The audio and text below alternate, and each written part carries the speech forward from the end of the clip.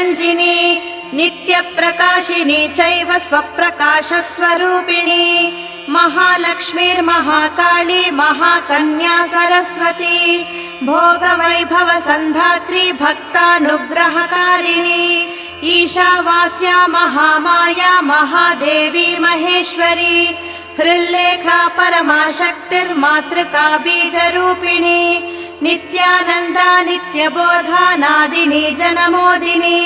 सत्यप्रत्ययिनी चैव स्वप्रकाशात्मरूपिणी त्रिपुरा भैरवी विद्या हंसा वागीश्वरी शिवा वाग्देवी च महारात्री कालरात्रिस्त्रिलोचना भद्रकाली कराळी च महाकाली तिलोत्तमा काली कराळवक्त्रान्त कामाक्षी कामदा शुभा चण्डिका चण्डरूपेशा चामुण्डा चक्रधारिणी